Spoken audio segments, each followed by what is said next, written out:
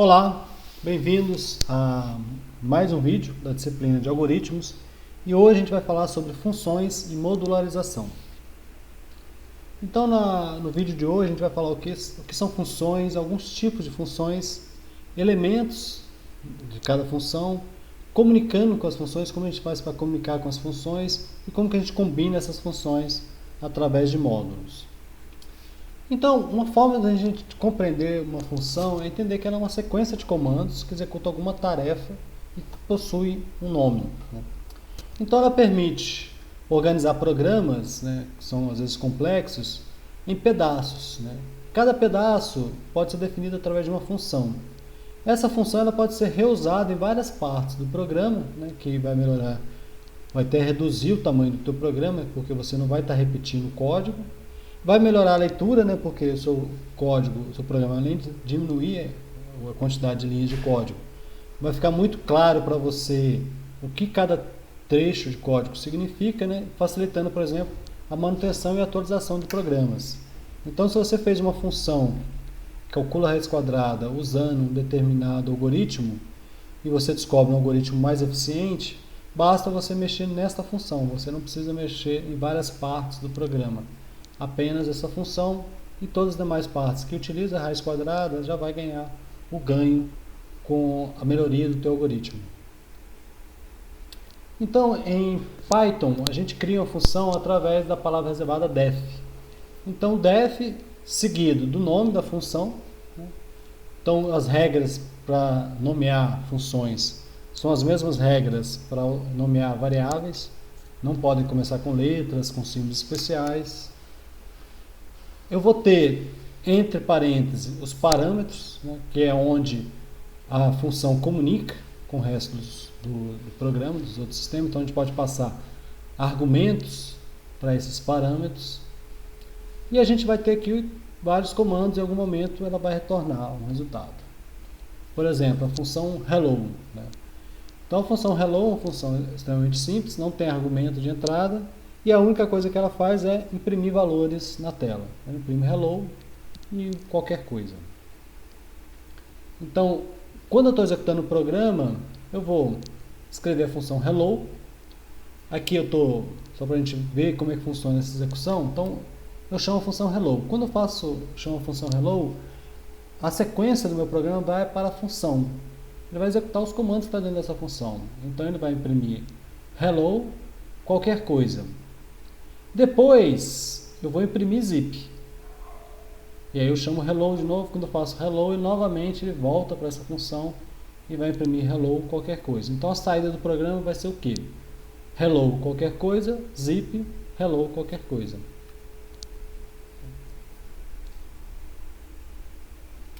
Então a gente pode considerar as funções built-in, as funções embutidas, as funções que são nativas daquela linguagem, né, que pertence àquela linguagem, como as funções que já são prontas, já são fornecidas pelo Python. Então a gente já tem utilizado algumas dessas funções, como input, type, float, int. E tem as funções definidas pelo usuário, são as funções que nós criamos, né? Por exemplo, essa função hello. Além das funções definidas pelo usuário, né, a gente pode dividir as funções que nós desenvolvemos e funções definidas por outros usuários e são entregues e disponibilizados através de módulos, que a gente vai falar mais à frente. Então, alguns elementos da função, né, que é importante a gente definir bem, para a gente poder se comunicar melhor. Então, a gente pode falar em argumento. O argumento é o valor passado para a função, como entrada, quando chamamos a função. Então, o argumento, pessoal, pense no valor. Então, eu posso passar aqui max. Essa função aqui, né, a ideia dela seria, dado uma string, retornar o caractere maior caractere dentro dessa string. E aí eu passei, por exemplo, a palavra hello world, mas em outro momento eu posso passar olá mundo, eu posso passar o meu nome, Sérgio, por exemplo. Então, eu posso passar diferentes argumentos. Lá na função, esse nome aqui, imp, é a variável, essa variável imp é o parâmetro, né? Então, o parâmetro é uma variável usada na definição da função. E aí aqui dentro eu posso referir a esse nome, né? Então a variável é o parâmetro. Então às vezes a gente pode usar, eu passei um parâmetro para a função, né? Mas na verdade o que a gente passa para a função é um argumento, é um valor, né?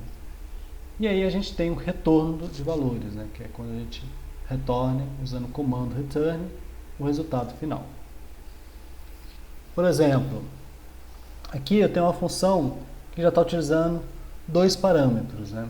Então eu tenho o parâmetro A e B, ela vai receber argumentos passados para esse parâmetro, vão somar esses valores, né? E vai retornar.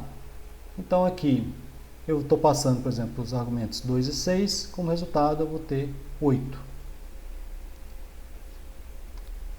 Então, para a gente comunicar com as funções, é importante a gente entender bem a ideia de argumentos, de parâmetros, de resultado. Então, quando a função imprime algo na tela, ou recebe uma entrada do usuário dentro da função, a gente chama isso também de efeitos colaterais. Então, é algo que está acontecendo dentro da função. Então, ela não está se comunicando com outras funções. Para a gente tentar entender melhor isso, por exemplo, aqui é uma função com efeito colateral. Então eu passo um parâmetro, eu tenho um parâmetro x, eu posso passar um argumento para ela, tipo o 2. O que vai acontecer? Ela vai imprimir na tela 4. Só que isso aqui é um efeito colateral na tela, né? Se eu tentar mandar colocar isso dentro de uma expressão, tipo 2 que multiplica efeito colateral de 2, eu não vou ter, por exemplo, aqui 8. Se vocês tentarem executar isso, né, aí vocês podem usar lá o Replit para fazer isso, ele vai, se eu não me engano, ele vai dar um erro, né, porque ele vai tentar multiplicar 2 por none, né, que é o valor retornado pelo Python. Às vezes eu confundo das linguagens, né, tem linguagens que é null, tem linguagens que é none. Aqui eu tomei na dúvida, no Python. Mas é um resultado que a gente diz que é um resultado nulo. Porque na verdade ela não retorna nada. Então a gente vai ter um problema aqui, não vai ter o resultado esperado. Diferentemente dessa outra função aqui, né, que eu estou passando o 2, né, então vai ser retornar 4, mas se eu coloco 2 vezes esse valor, ele realmente vai multiplicar por 4. Ok? Então esse conceito é bastante importante, né, pois é muito comum, né, para quando a gente está começando a programar, não saber usar bem os argumentos e retorno da função. Eu vou tentar explicar um pouco melhor aqui nessa videoaula, e vai ter uma outra videoaula ainda mais detalhada sobre esse ponto. Então, vamos considerar o seguinte problema. Cria uma função que, dado o número, retorna se ele é primo. Uma solução ingênua, né, que quando a gente está começando a aprender, a gente pode pensar, poxa, eu vou pegar aquela sequência de comandos, talvez eu já tivesse feito esse programa, mas fora de uma função, e eu simplesmente copio esse programa, copio e colo ele dentro da função, é prima. Eu falo, poxa, eu fiz, né? Então aqui dentro, observe que ela vai receber uma entrada do usuário. Depois, eu estou usando aqui uma estratégia que é a seguinte. Para descobrir se o número é primo, eu vou checar todos os números entre 2 e n-1. Então, para checar se o 11 é primo, eu vou estar checando se ele é divisível por 2, por 3, por 4, 5, 6, 7, 8, 9, 10. Se ele for divisível por algum desses números, ele não é primo. Mas se ele não for divisível por nenhum desses números, ou seja, ele só é divisível por 1 e por n, ele é primo. Então, por isso que eu comparo aqui se eu estou acumulando aqui, vocês lembram daquele padrão que a gente chegou a falar na aula de parte de interação, estruturas de repetição, que é aquela questão da contagem. Novamente eu estou contando aqui a quantidade de números divisíveis.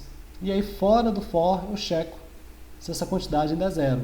Aí eu digo que ele é primo. Caso contrário, não é primo.